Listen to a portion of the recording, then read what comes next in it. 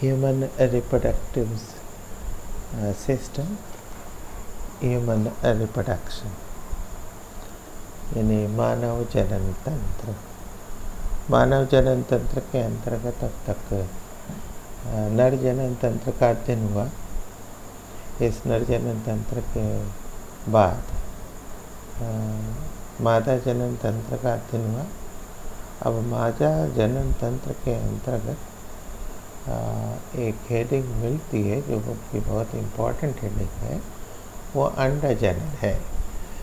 इसको oogenesis अंग्रेजी में oogenesis कहते हैं। बोर्ड परीक्षा में अक्सर ये प्रश्न पूछा जाता है कि मानव में मादा जनन तंत्र के अंतर्गत अंड जनन की परिभाषा दीजिए तथा इसकी प्रक्रिया का वर्णन कीजिए। यानी अंड जनन किसे कहते हैं, oogenesis किसे कहते हैं, इसकी प्रक्रिया का वर्णन कीजिए।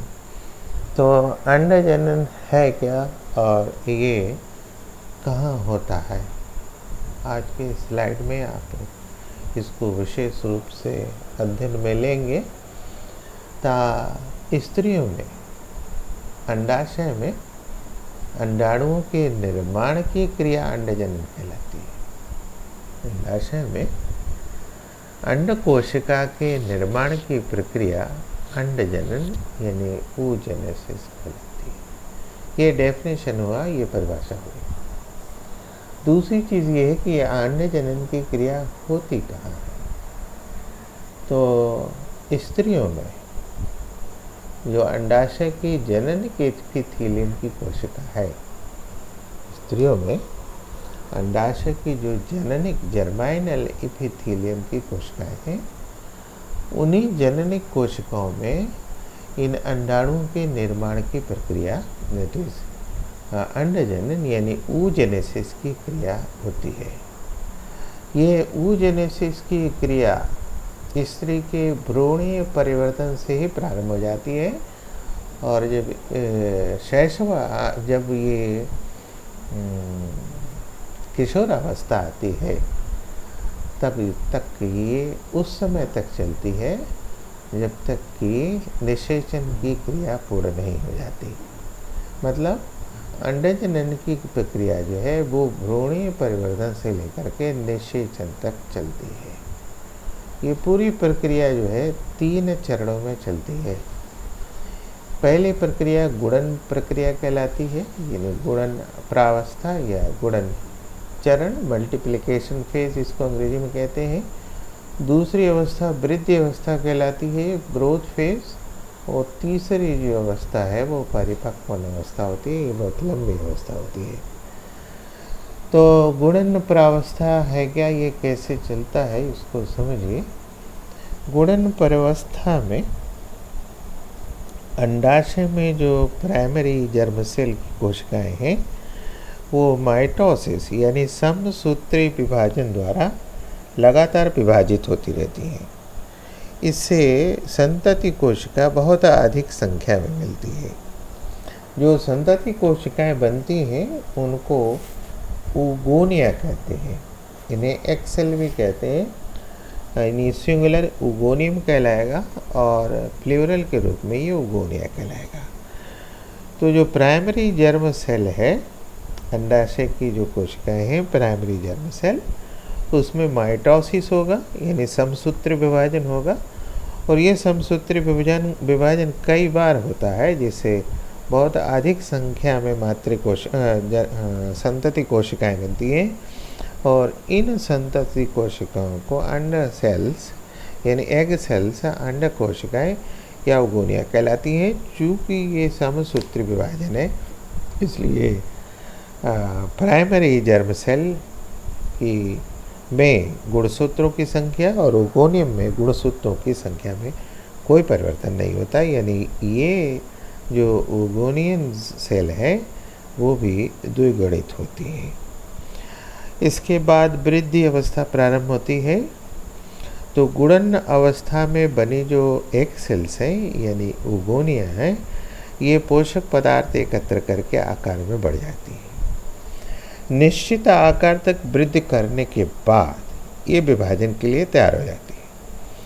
प्रत्येक कोशिकाएं अब प्राइमरी oocyte कहलाती हैं, यानी वृद्धि की गई ये जो उगोनिया है, अब ये उगोनियम न कहला करके प्राइमरी oocyte कहलाती है। लेकिन जितनी उगोनिया बनती है वो सब प्राइमरी oocyte के रूप में परिवर्तित नहीं हो जाती थी। कुछ ही जो उगोनिया है वही प्राइमरी oocyte में परिवर्तित होती है। शेष जो होती है वो वृद्धि नहीं कर पाती, वो छोटी ही रह जाती है। इन छोटी वृद्धि न करने वाली उगोनिया को फॉलिकल सेल्स कहते हैं। यानी वृद्धि प्रावस्था में दो प्रकार की कोशिकाएं बनती हैं, एक प्राइमरी oocyte बनती है और दूसरी जो है फॉलिकल सेल्स कहलाती है। यानी जो उगोनियम डेवलप कर जाती है, वृद्धि कर जाती है, वो प्राइमरी oocyte कहलाती है। जो डेवलप नहीं कर पाती है उनको फॉलिकल सेल्स कहते हैं। तो तीसरी अवस्था प्रारंभ होती है परिपक्वन अवस्था। ये दो चरणों में विभाजित होती है, एक प्रथम परिपक्वन प्रावस्था फर्स्ट मैचुरेशन डिवीज़न और दूसरी होती है सेकंड मैचुरेशन डिवीज़न यानी द्वितीय परिपक्वन अवस्था। तो जो प्रारंभिक परिपक्वन अवस्था है,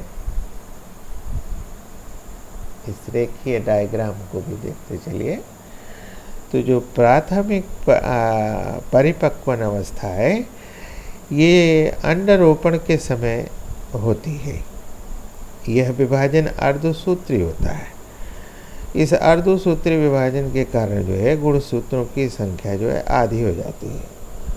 यानी अगर मदर सेल में गुणसूत्रों की संख्या 2n है तो इन कोशिकाओं में गुणसूत्रों की संख्या आधी यानी n हो जाती है। यानी इस मियोसिस के फलस्वरूप जो कोशिका बनती है उनमें से एक कोशिका छोटी हो जाती है। इसको फर्स्ट पोलर बॉडी प्रथम ध्रुव कोशिका या फर्स्ट पोलोसाइट प्रथम पोलोसाइट कहती हैं। जो दूसरी कोशिका बड़ी होती है आकार में वो सेकेंडरी oocyte कहलाती है। ये फर्स्ट मैचुरेशन डिवीज़न की अवस्था होती है।